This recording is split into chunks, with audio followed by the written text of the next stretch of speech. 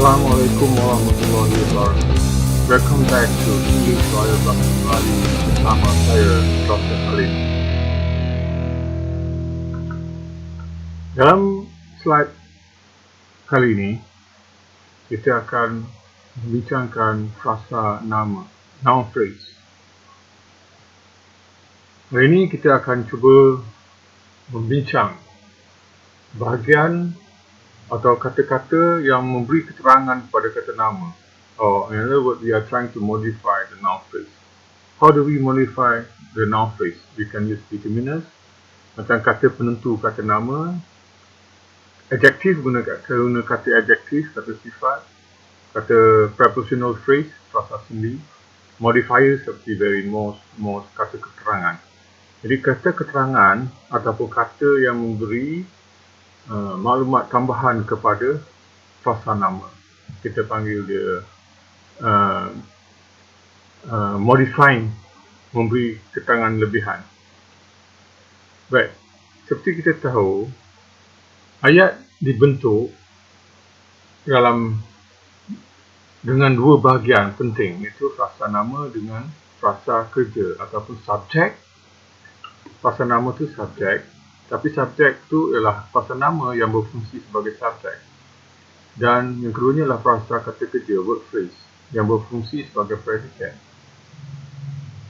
Adjektif dan adverb digunakan untuk memberi tambahan kepada frasa nama. Kalau dia adjektif, dia akan memberi keterangan kepada frasa nama. Kalau dia adverb, dia akan memberi keterangan kepada word phrase, predicate. Walau bagaimanapun, bukan semua perkataan terletak dalam kategori adjektif dan adverbs. Jadi perkataan-perkataan ini kita boleh jadikan dia adjektif. Kalau kita jadikan dia adjektif, kita panggil dia adjectival. Dan kalau kita gunakan dia sebagai adverbs, kita panggil dia adverbial.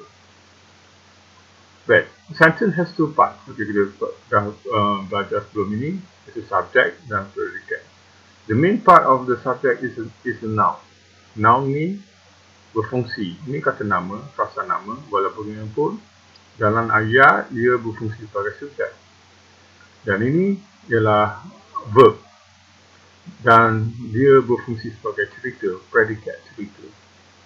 Dan kita, dengan ada dua bahagian ini, kita boleh beri keterangan yang lebih lengkap kepada dua bahagian frasa nama dan frasa kerja.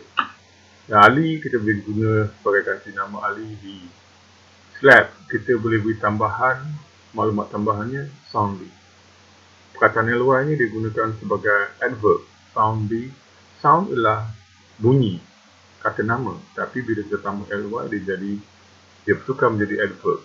Apa yang dibuat ialah dia memberi maklumat tambahan kepada slab. Bagaimana dia tidur? Soundly, nyenyak. The boy, kita memberi maklumat tambahan kepada boy. The ialah artikel, tapi bila the boy dikumpulkan sekali, the ialah adjektif pada boy. Jadi kita panggil the ni sebagai adjectival. Sebab budak mana? Budak itu, the boy, specifically. So tambahan lagi kita boleh beri kepada slab ialah in his room. In his room, di mana? Tidur. Tidur dalam bilik. Slab in his room. The boy boleh diberi maklumat tambahan, beri keterangan yang kita guna sebagai adjektif. Fat ialah adjektif. So, memang fat, adjektif memang digunakan untuk memberi keterangan kepada frasa nama boy. Jadi, the fat boy ialah subjek, frasa nama, di mana boy ialah kata kepala, perkataan yang menjadi ketua dalam frasa ini, boy. Dan maklumat tambahan di sini, soundly in his room. Soundly memberi keterangan kepada slab.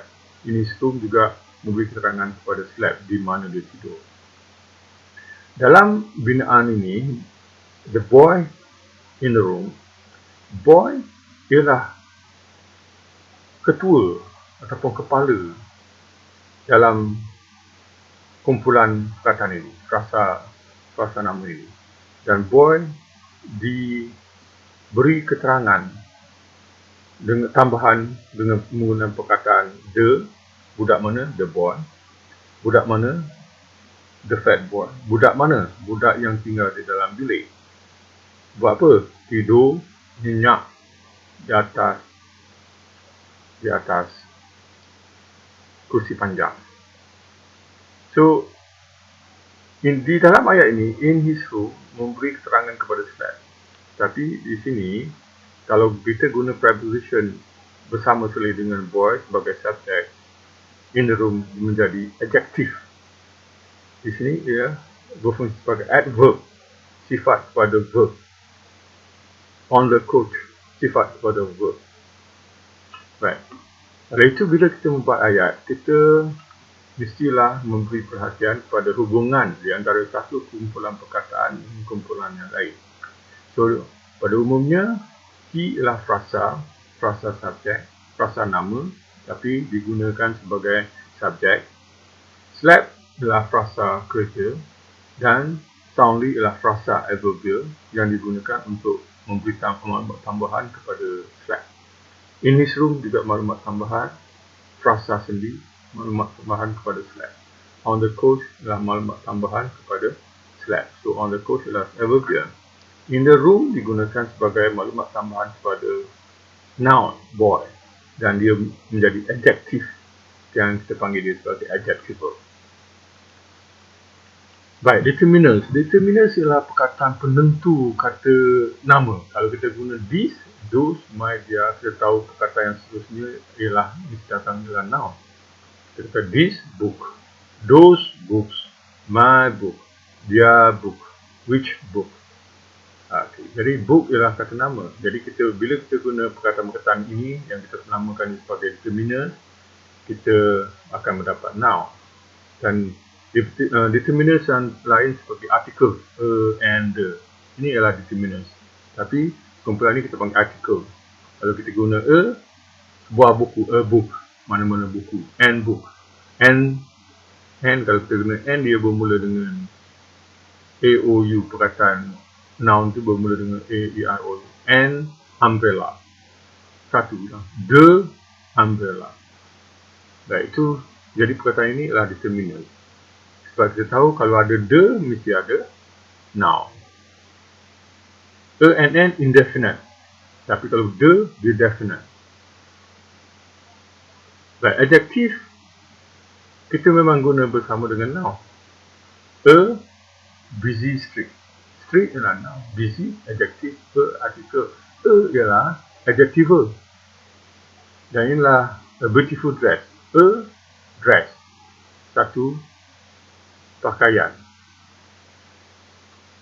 A beautiful dress. So, a is the determiner for dress. Beautiful is an adjective for dress. Jadi, ini ialah jadi satu frasa nama di mana kata ketua atau kata ketua ataupun head word in this phrase is dress. Semua duduk di belakang. Ini adalah kata ketua yang duduk depan sebagai kata nama. Dan kita boleh juga guna perkataan yang ada ing sebagai kata sifat, a caring nurse, an interesting book. Kita juga boleh tambah able untuk comfort, a comfort, my comfort, a noun, ataupun verb, comforting. Tapi kita tambah able jadi adjective. Kita akan melihat bagaimana kita boleh membentuk kata adjektif seterusnya di slide yang lain. Baik, modifier ialah kata keterangan. Dia memberi keterangan tambahan kepada sesuatu perkataan. Sebenarnya big adalah besar. Tambah ini bigger, lebih besar. Biggest, paling besar. Dengan menggunakan perkataan ER, kita boleh seolah-olahnya memberi maklumat kepada big, lebih besar. ESD diguna paling besar ataupun kita boleh guna pada more ataupun most. More comfort, more matters.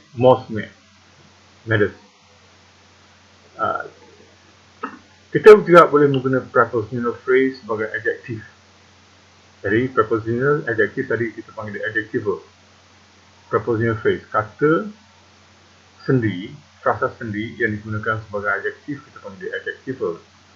Contohnya, near the park. Kita kata the school is near the park, dia jadi satu ayat. Tapi kita buang is kat sini. Kita tengok dalam pola ayat pertama yang telah kita bincang dalam pola ayat 1, pattern 1. Tapi sekarang kita tak ada is, so jadi kita guna near the park sebagai adjektif for the school. Which school near the park? The school near the park is my school. Ialah sekolah saya. The bird. Which bird? This is a bird. This is a bird. Tapi kita kata in the cage. Mana sifat dia duduk dalam cage, dalam sangkar, is a parrot. The bird outside the cage is a pigeon. So outside the cage. The news at 2. Berita pada pukul 2 is interesting. So at 2 adalah maklumat tambahan pada news. So inilah modifier yang kita guna sebagai adjectival. Dan modifier ni kita panggil dia prepositional phrase. Prepositional phrase juga boleh digunakan sebagai adverbials kalau kita guna contohnya in the morning. Tapi in the morning kita gunakan untuk memberi maklumat tambahan kepada get up. Get up is the verb. So when did you get up? When do you get up in the morning? When do you go to bed? When do you go to bed at night? The movie starts at 2. The movie starts at 2. When? At what time? When does the movie start? It starts at 2. When? At 2. When? In the morning? In the afternoon. So di sini, ini modify 2. So the whole thing is at 2 in the afternoon. Modify start. Autumn begins in September. So in September modifies begin. So sekiranya prepositional phrase digunakan untuk memberi maklumat tambahan kepada kata kerja, kita panggil dia adverbial. Adverb ialah kata keterangan kata kerja. Adjective for verbs. So adverb ialah adjective untuk verb. Kita juga boleh menggunakan relative clause untuk memberi maklumat tambahan kepada kata nama. Relative clause ini juga dipanggil sebagai adjective clause. Relative clause ni sebab apa? Sebab dia menggunakan perkataan from soalan which, that, which. Tapi kita tidak akan membincang dalam slide ini. Kita akan membincang pada slide yang akan datang. Contohnya, that can be man's best friend. Ialah adjektif pada animal. Right. Relative clause akan dibincang pada presentation yang lain.